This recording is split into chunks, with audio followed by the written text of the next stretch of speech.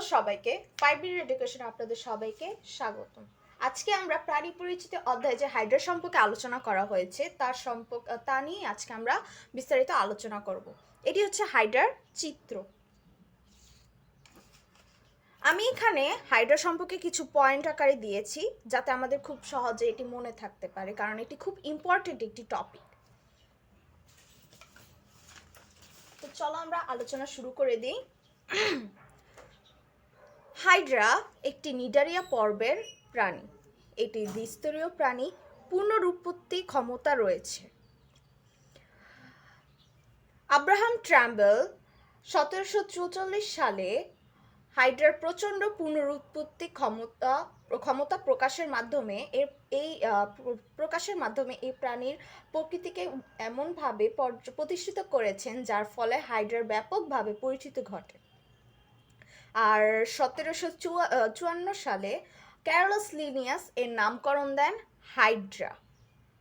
তিনি গ্রিক রূপকথার 9 মাথাওয়ালা ড্রাগনের নাম অনুসারে হাইড্রার নামকরণ করেন, কারণ এই ড্রাগনটির একটি মাথা কাটলে তার বদলে 2 বা তার বেশি মাথা গজাতো। এই হচ্ছে সেই হাইড্রাটি। এখন এটির যদি একটি অংশ আমরা কেটে দিই তাহলে এটি সেই অংশ থেকে আবার পুনরায় আবার সেটা মানে ওই অঙ্গটি গজানো শুরু করে দিবে। তাই ক্যারলাস লিনিয়াস গ্রিকের যে একটি ড্রাগন রয়েছিল, সেই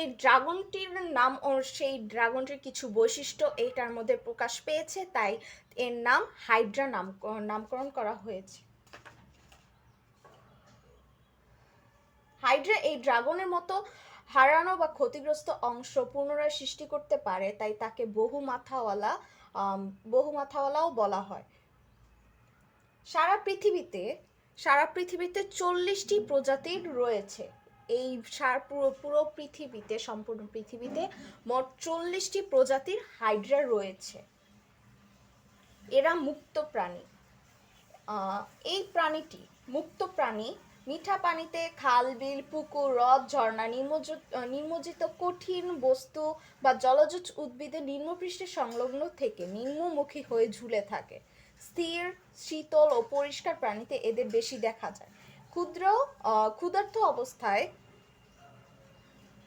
অবস্থায় ওরা বিভিন্ন মাংসাশী প্রাণী আহরণ করে থাকে, কারণ এখানে বলা হয়েছে যে এটি একটি মাংসাশী, কারণ এরা ক্ষুদ্র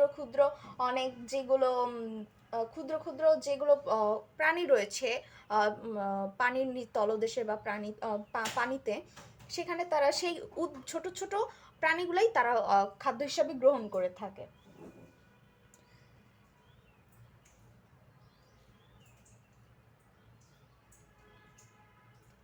এরা ক্ষুধার্ত অবস্থায় দেহ ও কোশিকা সর্বোচ্চ প্রসারিত করে পানিতে দুলতে থাকে। কোনো কিছু সংস্পর্শে দেহকে সংকুচিত করে ফেলে। এরা মাংসাশী হওয়ার কারণে ওই যে বললাম যে বিভিন্ন প্রাণী তারা খেয়ে থাকে। ছোট প্রাণী যেগুলো আমাদের পানির তলদেশে রয়েছে সেগুলো তারা খেয়ে থাকে। এরা এদের কোশিকার সাহায্যে, অর্থাৎ এই কোশিকার সাহায্যে তারা খাদ্য গ্রহণ করে থাকে। এরা চলাফেরা করে এবং সংকোচন প্রসারণ এই কোশিকার সাহায্যেই করে থাকে। দেহ প্রাচীর ব্যাপন প্রক্রিয়ায় শোষণ ও রেচন সম্পন্ন করে। এদের মূল লোকদম ও দ্বিবিভাজনের মাধ্যমে অযৌন জনন ও জনন কোষের সৃষ্টির মাধ্যমে যৌন জনন সম্পন্ন করে থাকে। চলো এখন আমরা শ্রেণীতাত্ত্বিক অবস্থানের সম্পর্কে আলোচনা করি। এটি কিংডমে অ্যানিমিলিয়ার সম্পর্কে কিংডমে অন্তর্ভুক্ত হয়েছে অ্যানিমিলিয়া। তারপর পাইলামে রয়েছে নিডারিয়া, নিডোসাইট বা সিলেট্রনে উপস্থিত। ক্লাস হচ্ছে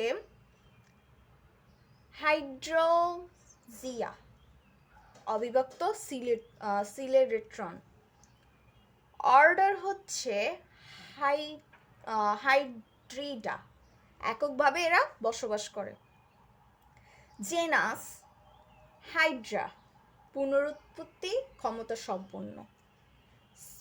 স্পিচ হাইড্রার vulgaris। তো এই ছিল আমাদের আজকের হাইড্রা সম্পর্কে আলোচনা। তো আপনাদের যদি ভিডিওটি ভালো লেগে থাকে তাহলে শেয়ার এবং সাবস্ক্রাইব করবেন এবং কমেন্টে জানাবেন কেমন হয়েছে। ধন্যবাদ।